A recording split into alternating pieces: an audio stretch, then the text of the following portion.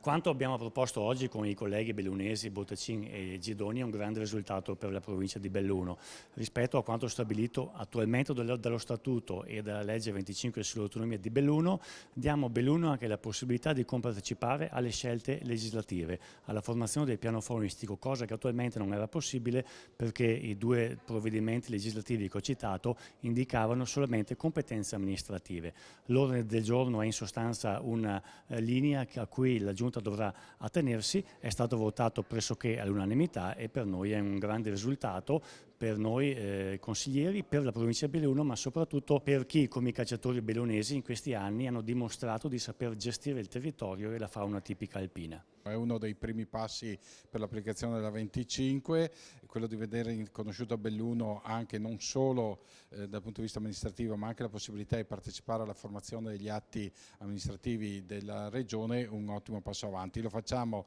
in tema di caccia, che è un argomento molto sensibile per i nostri comprensori alpini, e tra l'altro ribadiamo che nulla questo ha a che vedere con il nomadismo venatorio o con l'aprire le nostre riserve a chi viene dalla pianura. Quello che era comparso sulla stampa di oggi potremmo definirle delle fake news, nel senso che il dibattito stesso ha smentito da parte delle stesse opposizioni quanto ieri comunicato alla stampa. Insomma, non c'è stato nulla di quello che si paventava, anzi devo dire che il provvedimento è stato approvato anche celermente e che forse la parte più difficile è stata concordare l'ordine del giorno, ma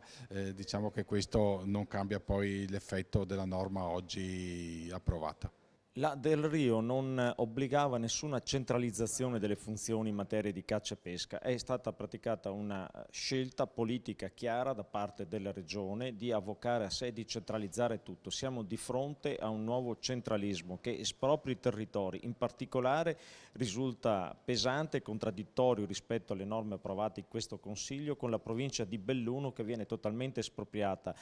Fatto salvo un ordine del giorno che anche noi abbiamo votato, laddove si dice che alcune funzioni gestionali in merito alla caccia e alla pesca verranno affidate a quella provincia e saranno le risultanze del tavolo tecnico e di quanto stabilito nella conferenza enti locali. Ci auguriamo che la Giunta voglia recepire le risultanze di questo lavoro e rimediare almeno in parte a quanto espropriato.